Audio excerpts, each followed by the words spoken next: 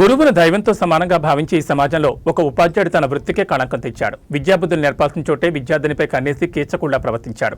విద్యాశాఖ మంత్రి నియోజకవర్గమైన కొడంగల్లో ఈ దారుణం వెలుగు చూసింది. మోమినపూర్ జిల్లా పరిషత్ పాఠశాలలో ఒక ఉపాధ్యాయుడు చేసిన వికృతి చేష్టలు ఇప్పుడు రాష్ట్ర వ్యాప్తంగా సంచలనం కలిగిస్తున్నాయి. కొడంగల్ నియోజకవర్గం మద్దూరు మండలం మోమినపూర్ గ్రామంలోని జిల్లా పరిషత్ ఉన్నత పాఠశాలలో స్వామి అనే వ్యక్తి ఉపాధ్యాయుడిగా పనిచేస్తున్నాడు. ఈ నెల 7వ తేదీన ఒక విద్యార్థిని కంప్యూటర్ ల్యాబ్కు పిలిపించుకున్న సదరు ఉపాధ్యాయుడు ఆమెతో అత్యంత అసభ్యంగా ప్రవర్తించాడు. ఈ దృశ్యాలని పాఠశాలలోని సీసీ కెమెరాలో స్పష్టంగా రికార్డయ్యాయి. అయితే ఈ దారుణాన్ని బయటకు రాకుండా అణచివేసేందుకు పాఠశాల ప్రధాన ఉపాధ్యాయుడు, ఎంఈఓ మరియు కొందరు గ్రామ పెద్దలు ప్రయత్నించడం గమనార్హం.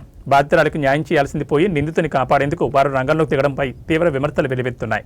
సీసీ ఫుటేజ్ ఆధారంగా విషయం వెలుగులోకి రావడంతో ఆ కీచక ఉపాధ్యాయుడిపై కఠిన చర్యలు తీసుకోవాలని విద్యార్థి సంఘాలు మరియు తల్లిదండ్రులు డిమాండ్ చేస్తున్నారు.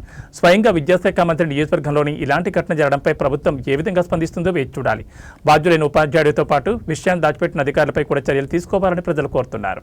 మీరు పారిపోవడం కరెక్ట్గా సార్. స్వామి సార్ ఇటు రండి సార్, మాట్లాడదాము. స్వామి సార్ అట్లా పారిపోవద్దు సార్, మీరు మీ వివరణ కోసం వచ్చినాం.